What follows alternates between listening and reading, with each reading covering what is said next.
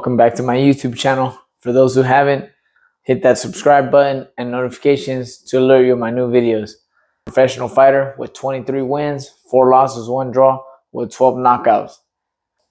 I will be introducing everyone to my first amateur boxing coach who started me in the game from nothing to something. These are the things my coach saw in me that he knew I was going to be a successful boxer.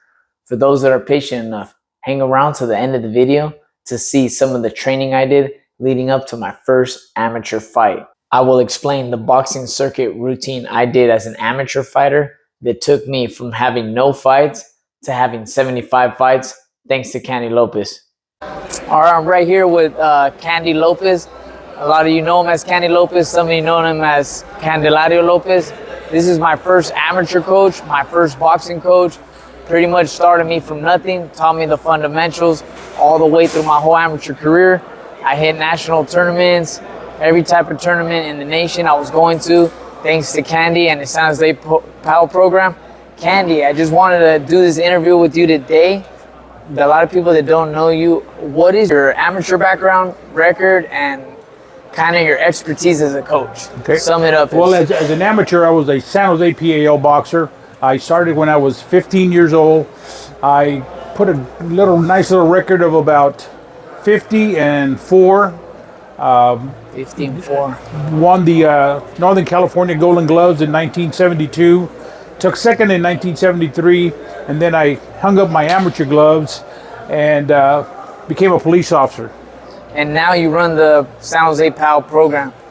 San Jose PAL is something that is very dear to me. I wanted to give back to the program, so after I finished my amateur career, I came back and began as a coach. I was also an administrator for the program, and I'm currently a volunteer coach.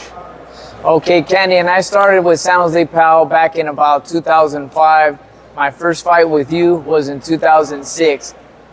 To just people who want to begin boxing and people who want to take up boxing as amateur career, what is it that you saw as a coach in me as a growing up? Let me take you back to those days as far as me training, me putting in the work, me beginning to spar.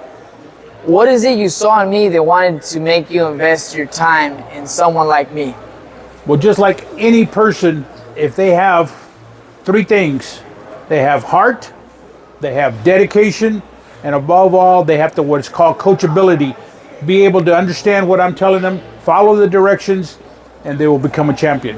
Okay, and last, your number one advice to anybody that begins boxing and wants to take on this career, that a lot of the times turning pro is very business-wise, that means you didn't talk, but as far as just beginning to be a boxer, what's your number one advice? Number one advice is definitely invest in your time and energy in amateur boxing. USA Boxing is worldwide, it's nationwide, so that's the program that you want to join up. If you're interested, there's numerous clubs here in the Northern California area. You look under their website, so you definitely got to start as an amateur. Going pro right off the get-go, it's not advisable. Minimum 30, 40 amateur fights, probably more. My dream was to at least make it to the trials, which I didn't. My teammate did, but I didn't. But I even went to the last chance qualifier, and end in end, I had 75 amateur fights before I even went pro. But other than that, it wasn't something that was on my mind.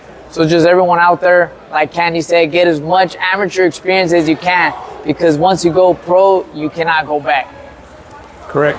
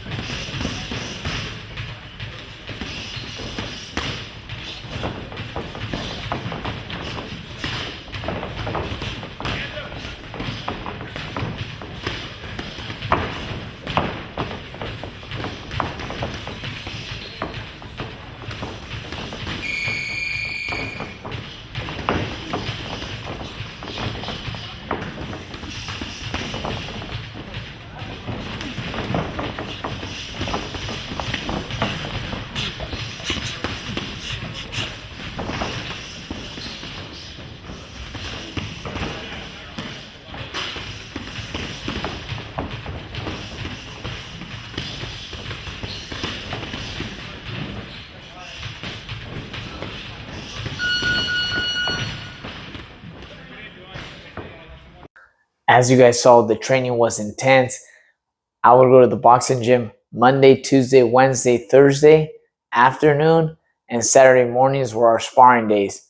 Now, I'm going to break down the boxing routine that I told you I was going to show you. We would have to do 30 minutes on the track before even coming into the boxing gym. After we were done shadow boxing, Coach Candy would write everybody's name down on the boxing circuit that I'm about to show you. Here and there, the stations would change, but this is pretty much the layout of our boxing routine that we had every day. Obviously, during sparring days, that changed, but I'm explaining the circuit routine as follows. Each station consisted of a 3-minute round. So each station was 2 rounds, 3 minutes. Sometimes we had a minute break, sometimes we had 30 seconds. That was just up to Coach Candy and who was competing and who wasn't. This boxing circuit and boxing routine is what took me from nothing all the way to having 75 fights as an amateur. You would have a partner on each of these stations. So for example, if you began at the heavy bag, you would do 2 rounds on the heavy bag. Then you would do 2 rounds on the double end bag, and you'd work your way down each station all the way till you got to where you started. For me, personally, I think the hardest station that we ever had was the medicine ball. And a lot of you are wondering what that is.